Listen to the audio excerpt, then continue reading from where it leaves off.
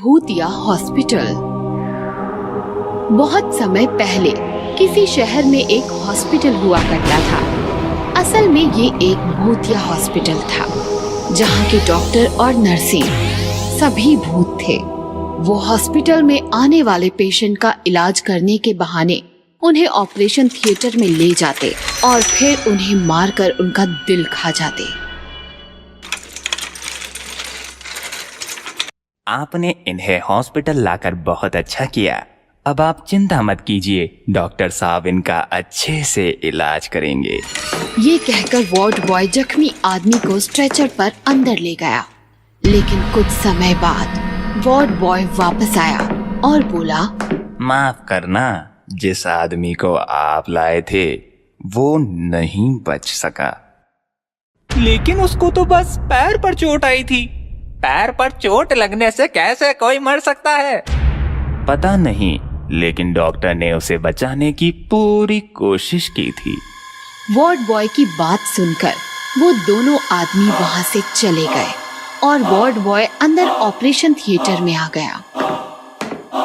Doctor साहब, मैंने उन आदमियों को भेज दिया है। अब हम आराम से इस आदमी को खा सकते हैं।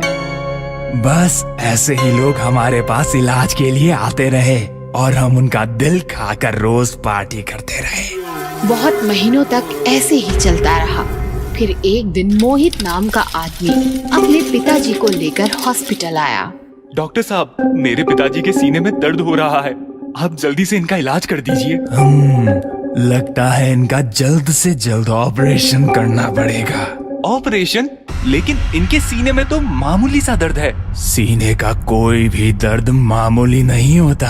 आप यहीं इंतजार कीजिए, मैं अभी इन्हें ऑपरेशन थिएटर ले जाकर इनका इलाज करता हूँ। वार्ड बॉय और डॉक्टर मोहित के पिताजी को ऑपरेशन थिएटर ले गए।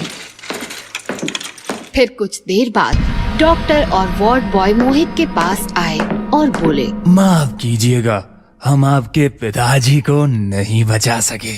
क्या? लेकिन उन्हें तो मामूली सा दर्द था। मैंने आपसे पहले भी कहा था, सीने का कोई भी दर्द मामूली नहीं होता।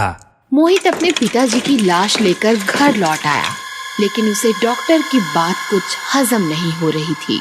दाल में जरूर कुछ काला है। मेरे पिताजी ऐसे नहीं मर सकते। मैं इस रहस्य का पता लगाकर ही रहूंगा। ये सोचकर वो अगले दिन हॉस्पिटल पहुंचा और चुपके से ऑपरेशन थिएटर में छुप गया। अब देखता हूँ ये डॉक्टर कैसे ऑपरेशन करता है।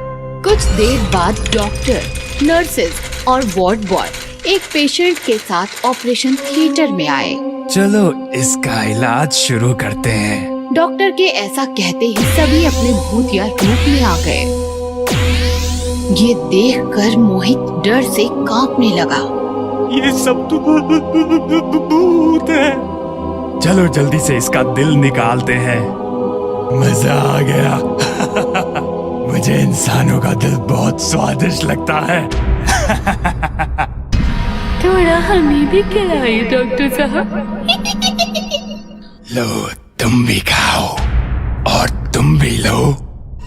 भूतों को इंसानी दिल खाते देख मोहित को उल्टी आ गई और भूतों ने उसे देख लिया। तुम यहाँ क्या कर रहे हो? मुझसे गलती हो गई, मैं यहाँ गलती से आ गया, मुझे जाने दो।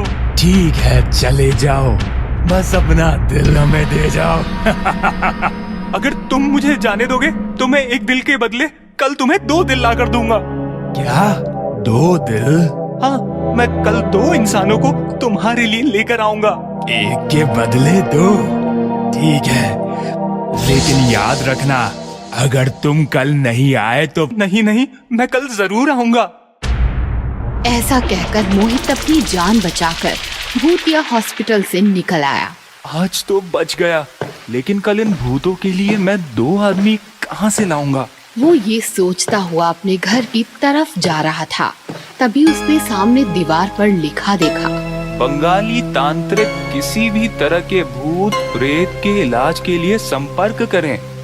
एक बार इस तांत्रिक से मिलकर देखता हूँ। मोहित तांत्रिक के पास गया और उसने तांत्रिक को सारी बात बताई। चिंता मत कर बेटा, तेरी चिंता आज से मेरी हुई। अब देख मैं उन भूतों का क्या करता हूँ। अगले दिन मोहित भूतिया हॉस्पिटल पहुंचा। तुमने तो कहा था तुम 2 इंसान लेकर आओगे। बताओ कहाँ है 2 इंसान? जल्दी बताओ, हमें बहुत जोर से भूख लग रही है। जल्दी बताओ, भूख लगी है। 2 इंसान नहीं, मैं तुम्हारे लिए एक बहुत ताकतवर तांत्रिक लाया हूँ। तो तुम हो वो चारों भूत। तांत्रिक, तुमने मेरे साथ चीटिंग की है। चीटिंग तो तुम लोगों के साथ करते हो, इलाज का बहाना बनाकर उनका दिल खाते हो। अब तुम्हें तुम्हारे कर्मों की सजा मिलेगी। तभी तांत्रिक ने एक बहुत ताकतवर मंत्र पढ़ा। अंत्र मंत्र तंत्र, चारों भूत बोतल में बंद। तांत्रिक के ऐसा कहते ही चारों भूत तांत्रिक की बोतल में आ गए। इस तरह एक तांत्रिक की मदद से मोहित ने अपने पिताजी की मौत का बदला लिया और उन चारों भूतों को पकड़ाकर भूतिया हॉस्पिटल को भी हमेशा के लिए बंद कर दिया।